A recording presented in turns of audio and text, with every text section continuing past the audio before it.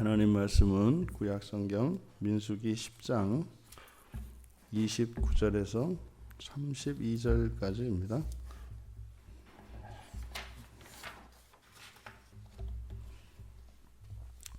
우리 같이 한 목소리로 함께 읽겠습니다. 모세가 모세의 장인 미디안 사람 르우엘의 아들 호밥에게 이르되 여호와께서 주마하신 곳으로 우리가 행진하나니 우리와 동행하자. 그리하면 선대하리라. 여호와께서 이스라엘에게 복을 내리리라 하셨느니라. 호밥이 그에게 이르되 나는 가지 아니하고 내 고향 친족에게로 가리라. 모세가 이르되 청하건대 우리를 떠나지 마소서. 당신은 우리가 광야에서 어떻게 진칠지를 아나니 우리의 눈이 되리이다. 우리와 동행하면 여호와께서 우리에게 복을 내리시는 대로 우리도 당신에게 행하리이다. 아멘. 성경에서 매우 낯선 모습입니다. 모세가 지금 누군가에게 이렇게 간곡하게 요청하는 모습은 좀처럼 찾기 어려운 그런 모습입니다. 모세가 장인 미디안 사람 르우엘의 아들 호밥에게 이르되 두 번에 걸쳐서 이제 함께 가나안 땅에 동행할 것을 요청하고 있는 내용입니다. 그래서 한 번도 아니고 두 번이나 말이죠. 그런데 여기서 우리가 이 미디안 사람 르우엘의 아들 호밥, 이 호밥이 성경에서 장인의 이름으로도 사용되고 또 지금 여기서 등장하는 호밥은 르우엘의 아들 호밥이니까 이제 모세의 처남입니다. 모세의 처남 호밥인데 갑자기 이제 여기서 등장을 하거든요. 그래서 우리가 유추해 볼 수 있는 것은 이제 모세의 장인이 이제 르우엘인데 이름이 이제 세 개의 이름으로 성경에 등장합니다. 그러니까 이드로라고 하는 이름으로도 등장하고 또 호밥이라고도 등장을 합니다. 이게 사사기 4장 11절에 가면 이제 호밥이라고 나오는데, 그래서 이 모세의 장인은 미디안 사람으로서 미디안 족장이며 또한 동시에 이제 제사장입니다. 그래서 르우엘, 이드로, 호밥이라는 이름 가운데 이드로라고 하는 이 이름은 이스라엘의 이제 제사장에 해당하는 직분명으로 이제 해석을 합니다. 그래서 제사장이면서 족장이었던 사람, 그게 이제 모세의 장인인데, 모세의 장인이 출애굽기 18장에서 이제 모세에게 찾아왔었습니다. 근데 모세의 장인이 모세를 찾아오게 되기까지의 그 경위를 살펴보면 이제 출애굽하기 이전에 애굽에서 애굽 병사를 죽인 후에 이제 도망을 갑니다. 도망을 가서 미디안에 가서 이제 르우엘의 딸인 십보라와 결혼을 하지 않습니까? 그리고 이제 완전히 자기 동족들을 잊어버리고 40년 동안 목부로서 이제 르우엘의 사위로 살았단 말이죠. 그때 이제 하나님 여호와 하나님의 계시를 받고 그 사명을 위하여 이제 애굽에 가서 이스라엘 자손들을 이끌고 이제 광야로 나온 겁니다. 그때 그 모세가 이제 사명을 받고 애굽으로 가던 도중에 그때 이제 할례 사건이 있거든요. 그래서 할례를 하지 않은 것 때문에 그 두 아들에 대한 그 이제 할례를 하는 과정에 아내 십보라가 이제 화가 나서 할례식을 치르고 그리고 두 아들을 데리고 돌아가 버립니다. 그래서 모세가 혼자 이제 애굽에 가서 바로와 싸워서 이스라엘 자손들을 데리고 나온 거예요. 그때 이제 아내와 두 아들은 친정으로 돌아가 있었죠. 근데 출애굽기 18장에 보면 어떤 경위에서든지 뭐 여호와께서 계시로 임하셨는지 아니면 들려오는 풍문에 의해서였든지 이제 모세가 애굽에서 이스라엘 자손들을 이끌고 나왔다고 하는 소식을 이 장인 르우엘이 듣습니다. 그래서 그 소식을 듣고 이제 딸과 그 두 손주를 데리고 왔는데, 그러니까 이때 아마 이 아들 호밥도 같이 데리고 왔던 것으로 추정이 돼요. 왜냐하면 그때 18장에 와서 르우엘은 돌아가거든요. 르우엘은 이제 딸과 두 아들을 남겨놓고 르우엘만 혼자 돌아가는데, 그리고 지금 여기서 이제 호밥이라고 하는 사람이 갑자기 툭 튀어나오는 거거든요. 그러니까 이제 그때 아마 같이 왔다가 호밥을 두고 이제 르우엘만 돌아간 것으로 보입니다. 근데 아마 르우엘이 이제 아들 호밥을 데려온 목적은 이제 이쪽 그 지역에 아마 지리에 익숙했던 것으로 보입니다. 그래서 데리고 와서 지금 보니까 호밥이 이제 돌아가려고 하는 거죠. 이제 고향 땅으로, 이제 아버지가 있는 고향 땅으로 가려고 하니까 모세가 만류하고 함께 이제 가나안 땅에 동행할 것을 요청하는 이제 그런 장면입니다. 그러니까 지금 이 호밥이 모세에게 필요했던 겁니다. 매달리는 걸 보면 굉장히 간절하거든요. 그런데 지금 이 대목은 이스라엘 자손이 가나안 땅으로 가는, 그 약속의 땅으로 가는 여정이에요. 그리고 이미 앞에서도 우리가 살펴본 바와 같이 이들의 행진은 여호와께서 인도하십니다. 그러면 성막에서 구름 기둥이, 이제 구름이 떠오르면 이들은 이제 진을 철수하고 그 구름이 가는 곳을 그냥 따라가면 돼요. 따로 길잡이가 필요 없단 말입니다. 그런데 이 호밥에게 간절히 매달리고 있는 이 장면을 이제 어떻게 이해를 해야 될까? 그러니까 이게 굉장히 성경에서 낯선 장면이기 때문에 두 가지 측면으로 우리가 이해할 수 있을 것 같아요. 한 가지는 모세의 불신앙, 불순종입니다.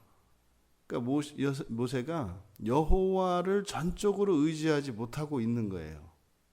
그러니까 구름 기둥이 움직이면 그대로 그냥 따라가서 순종하면 되는 것이거든요. 근데 이제 모세가 어떤 이유에서든지 간에 나름대로의 대비책을 세우고 있는 거죠. 만약에 여호와께서 주무시거나 출타 중이시면 뭐 알아서 길을 가야 될 거니까 지도자의 입장에서는 다른 방도책을 예비한 것으로 보여져요. 그러니까 이렇게 해석할 수도 있고, 근데 이거는 상당히 설득력이 있습니다. 왜냐하면 이 모세가 이 광야에서 결국은 이제 하나님의 사람으로 빚어지는 과정이기 때문에 충분히 설득력이 있는 해석입니다. 근데 이제 또 하나는 전도적인 측면에서 이걸 또 바라볼 수가 있습니다. 그러면 이제 약속의 땅으로 가니까 처갓집 식구 아닙니까? 가족 아닙니까?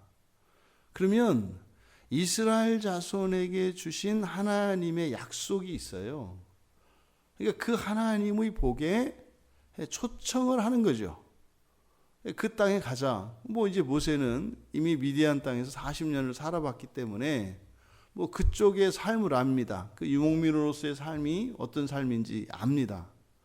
그런데 그 약속의 땅인 이 가나안, 거기에는 틀림없이 미디안보다 훨씬 삶의 여건이 좋기 때문에 호밥을 초대한 것으로, 그러니까 이제 전도적인 측면에서 우리가 접근할 수도 있겠습니다.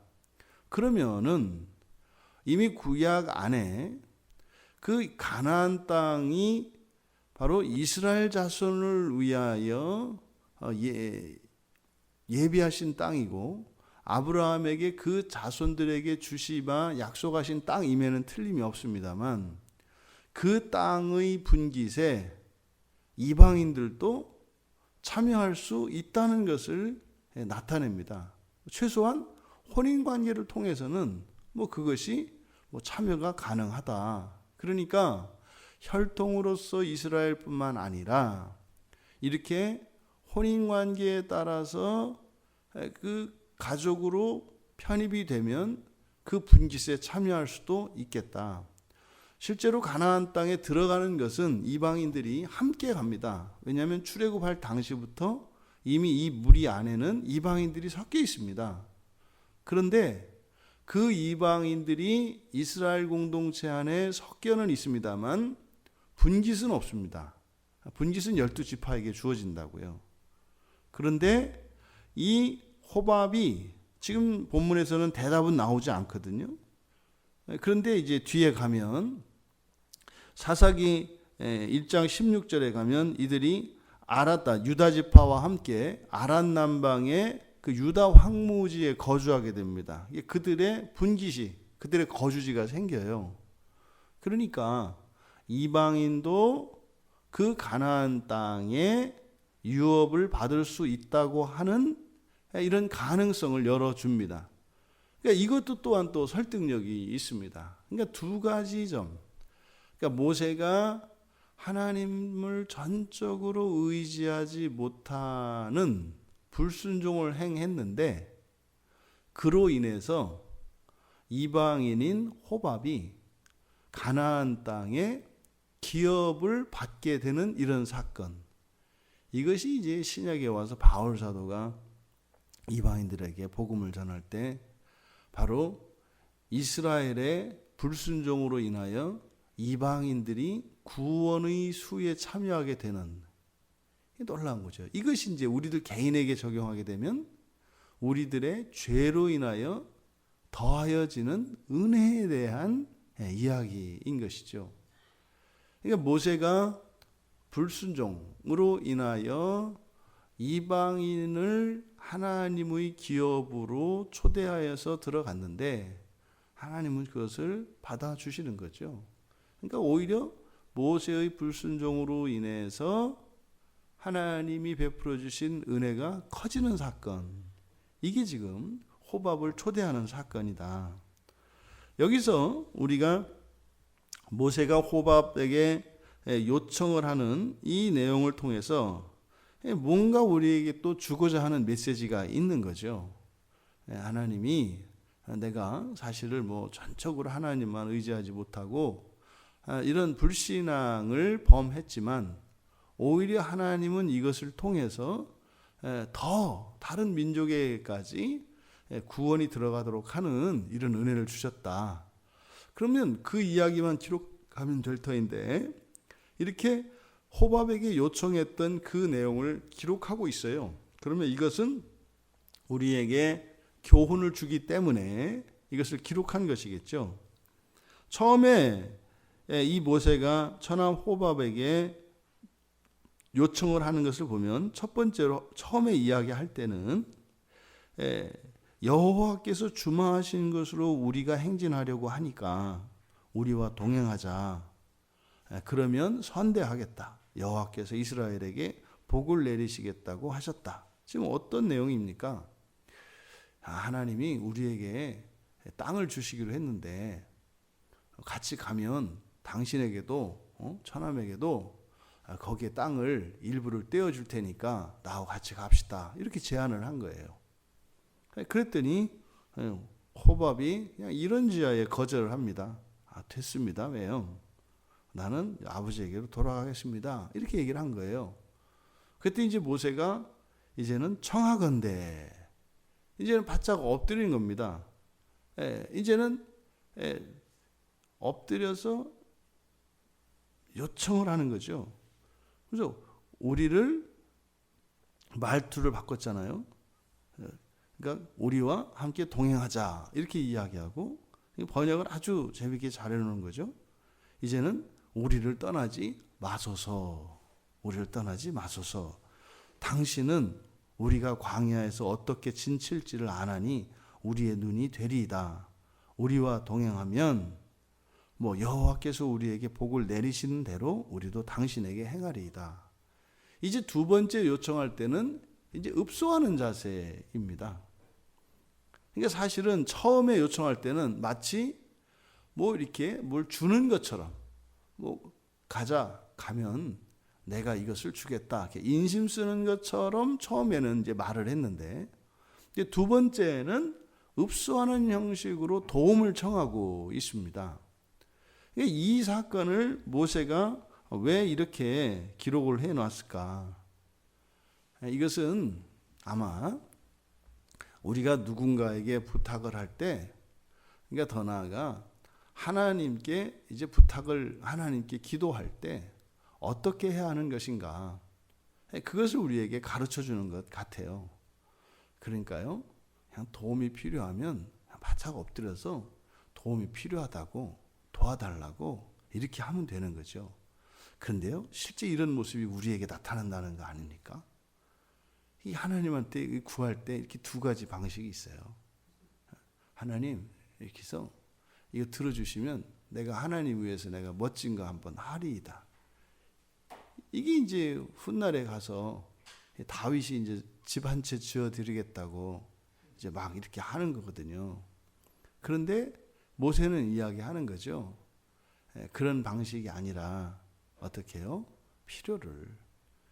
필요를 있는 그대로 정직하게 구해야 한다라고 하는 것을 또 이 사건을 통해서 자신의 불신앙의 모습이지만 그것을 통해서 이방 민족이 가나안 땅에 그 유업을 가지게 되는 특별한 하나님의 은혜에 대한 보도, 그와 함께 전도의 문이 열려 있음을 우리에게 가르쳐 주는 것이고, 또 하나 이 호밥에게 부탁하였던 이 과정을 상세하게 기록함으로써 우리가 하나님께 또 우리가 공동체 안에서 함께 살아갈 때 다른 이들에게 요청을 할 때 어떻게 해야 할 것인가 하는 것을 우리에게 가르쳐 주고자 하는 그런 교훈적인 목적을 가지고 이렇게 기록한 것이겠다.